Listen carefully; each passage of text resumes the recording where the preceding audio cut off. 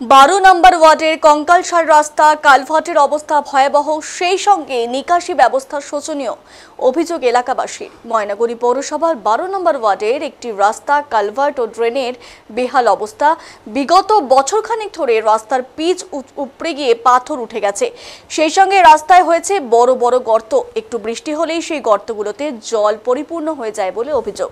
ফলে সমস্যায় পড়তে হচ্ছে এই রাস্তা ব্যবহারকারীদের। বিদ্যালয়ে যাওয়ার সময় গাড়ি বা মোটরসাইকেলের চাকার থেকে জল ছিটে জামা কাপড় নষ্ট হয়ে যায় বলে অভিযোগ। এই রাস্তার বিষয়ে পৌরসভাকে জানালেও কোনো কাজ হয়নি, ফলে সমস্যায় এলাকাবাসীরা। ময়নাগুড়ি পৌরসভার 12 নম্বর ওয়ার্ডে ময়নাগুড়ির জলপাইগুড়ি মূল রাস্তা থেকে শিশুরের দোকান হয়ে বেসিক স্কুল পর্যন্ত যাওয়ার রাস্তাটি বলতে গেলে চলাচলের এক প্রকার অযোগ্য হয়ে পড়েছে বলে জানিয়েছেন পৌরবাসীরা।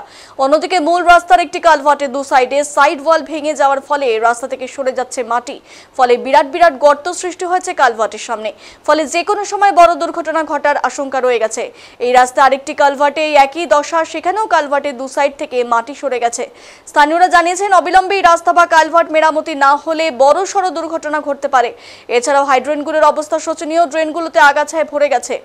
সময় মতো ড্রেনগুলো পরিষ্কার না হলে মশা মাছির যেমন উপদ্রব বাড়বে, সেই সঙ্গে পরিবেশ দূষণ ছড়াবে এবং ম্যালেরিয়া, ডেঙ্গি সহ নানান রোগের উপদ্রব হতে পারে। তাই তাদের দাবি অবিলম্বে রাস্তা এবং ড্রেনের নিকাশি ব্যবস্থা ঠিক করা হোক।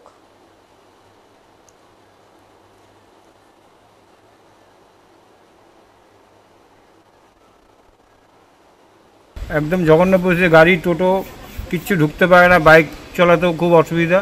স্টুডেন্টরা যায়, জল ছিটে যায় গায়ের মধ্যে জল জায়গায় জায়গায় গর্ত হয়ে আছে, জায়গায় জায়গায় একদম খুবই খারাপ অবস্থা। ড্রেনগুলো তো পরিষ্কার হচ্ছে না, একদম নোংরা হয়ে আছে, জল ঠিক মতন পাস হচ্ছে না। আর রাস্তা একদমই খুব খানাখন্দ দিয়ে ভর্তি, খুবই খারাপ অবস্থা।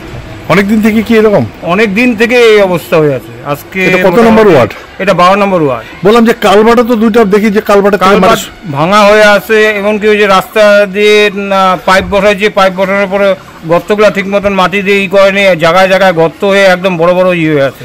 মেন যে কালভার্ট আছে সামনে কি অবস্থা আছে? ওটা তো খুবই খারাপ অবস্থা, ওটা তো ভেঙে গেছে, সাইডগুলো তো একদম ইয়ে হয়েছে। ওটা যে কবে কি করবে জানি না। মাঝখানে যে রাস্তার অবস্থা খুবই খারাপ।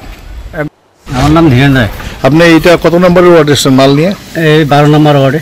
বললাম এখানে কি রাস্তার অবস্থা কি? রাস্তার অবস্থা বেহাল, যাওয়া আসা করা যায় না, পাল্টি খাওয়ার চাষ থাকে টোটো। এইদিকে তো আপনার সামনে তো কালভার্টও তো ভাঙা। হ্যাঁ, সবই ভাঙা, কালভার্ট ভাঙা, এদিকে সব রাস্তাটা টোটালটা এরকম। মানে এটা যদি না করে সময় মতো তাহলে কি হইতে পারে? তাহলে বিপদ ঘটবে। অনেক স্টুডেন্ট কোন সময় অ্যাক্সিডেন্ট হবে বলা মুশকিল, হইতেই পারে। আপনারা যে মাল নিয়ে যান কি সাবধানে যান? আপনার মানে বিশাল রিস্কে যাই, মানে রাস্তাটা খুব দরকার।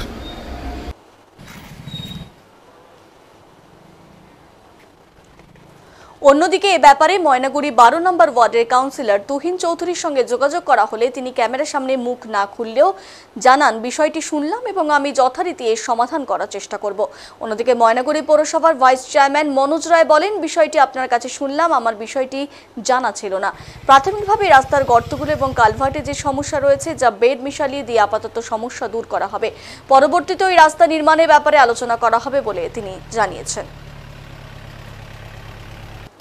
না, আমরা একটু চেষ্টা করছি। অ্যাকচুয়ালি আমাদের আরও শুধু এটা নয়, আরও বেশ কয়েকটা রাস্তা, যেমন দেবীনগরের বেসিক স্কুলের পাশ দিয়ে যে রাস্তাটা গেল, সেটা আপনার 17 নম্বর ওয়ার্ডের রাস্তা, 16 নম্বর ওয়ার্ডে শহীদগড়ের রাস্তা, এইরকম কিছু রাস্তা আছে যে রাস্তাগুলো সত্যি খুব খারাপ অবস্থা। এবং পাড়ায়ও কিছু এরকম রাস্তা আছে যে রাস্তাগুলো নতুনভাবে তৈরি না হলেই নয়। আমরা বিষয়গুলো দেখছি, আমরা চেষ্টাও করছি। হ্যাঁ, ইতিমধ্যে এনবিডিডি আমাদের একটার কাজ শুরু করেছে, আর একটা ওরা টেন্ডার করেছিল, সেটা শহীদগড় অর্থাৎ 16 নম্বর ওয়ার্ডের রাস্তাটা। তো ওইগুলো বড় রাস্তা, তো এগুলো আমাদের মিউনিসিপ্যালিটির পক্ষে করাও সম্ভব নয়। তবুও দেখি আমরা তাদের সঙ্গে যোগাযোগ করে আরও কিছু করা যায় কিনা। আর আমরা চেষ্টা করছি যে পাড়ার যে ছোট ছোট রাস্তাগুলো, 12 নম্বর ওয়ার্ডে আপনাদের এই রাস্তাটিও ছোট খুব বলা যাবে না, এটা অনেকটাই লেন্থ আছে। তো আমাদের যে সামান্য 15 টাকা পাই, সেই টাকা থেকে তো ওটা সম্ভব নয়। স্টেট ফিনান্সের টাকা পেলে আমরা ওটাকে নিশ্চয়ই আমরা করতে পারবো। আমরা দেখি চেষ্টা করি যত দ্রুত সম্ভব এই কাজগুলো যাতে করা যায়, আমরা চেষ্টা করছি। আমি বলছি যে বর্তমান যে কালভার্টের থেকে যে সরে গেছে, মাটি সরে গেছে, সেখানে বিশাল গর্ত হয়েছে বা সাময়িক কিছু কিছু জায়গায় গাড্ডা হয়ে আছে, সেই জায়গাটা প্রাথমিকভাবে কি করবেন? না, সেগুলো আমরা দেখি আরবিএম দিয়ে আমরা চেষ্টা করব রিপেয়ার করার।